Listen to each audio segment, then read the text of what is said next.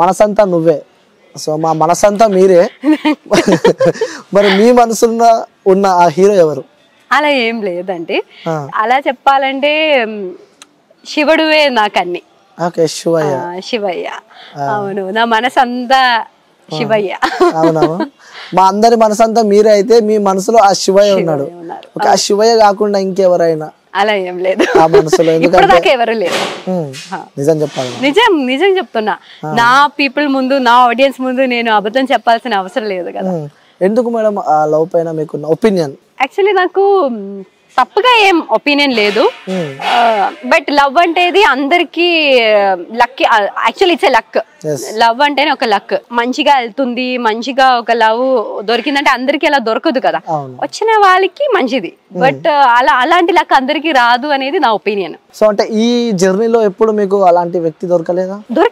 దొరకలేదని చెప్తే అది అబద్ధం అవుతుంది. ఇన్ని ఇయర్స్ అయింది కదా, సో ఎప్పుడైనా మనకు ఒక క్రష్ అయినా, ఒక లవ్ అయినా లైఫ్ లో ఉండదు కదా.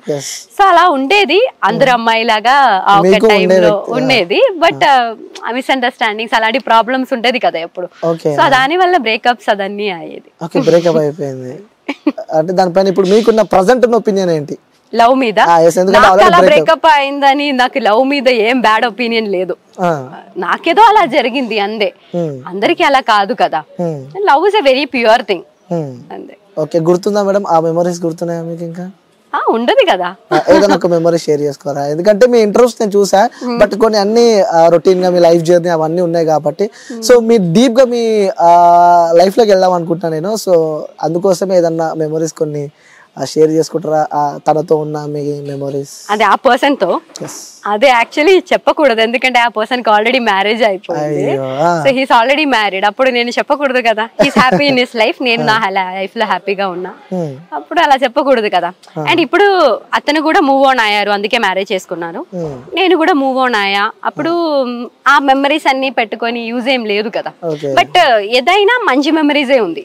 ఓకే, అంటే ఆ క్షణంలో తనకి మ్యారేజ్ అవుతుందని చెప్పి తెలిసినప్పుడు మీ ఇన్నర్ ఫీలింగ్ ఏంటి మేడం? యాక్చువల్లీ నాకు అవుతుందని తెలియట్లేదు, ఆయన తర్వాత ఒక వీడియో చూసి తెలుసుకున్నా. అయ్యో, అదేంటి?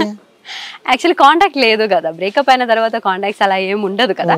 సో తర్వాత ఒక ఏదో ఇన్స్టాగ్రామ్ అలా ఏదో చూస్తుంటే ర్యాండమ్ గా ఒక వీడియో చూసా, అయ్యో ఎక్కడో చూసినట్టుంది, తెలిసిన పర్సన్ అని చూస్తే అతను. బాధ అనిపిస్తుందా మేడం?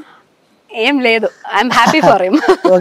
ఎందుకంటే మ్యూచువల్ గా బ్రేకప్ అయింది కదా, సో అందుకనే ఐఎమ్ హ్యాపీ ఫర్ హిమ్. ఏం లేదు, బాధ ఏం లేదు. ఎందుకంటే ఏం జరిగినా మంచిదికే అని నేను అనుకుంటా, మన మంచికే. సో అందుకని ఏం బాధ ఏం లేదు.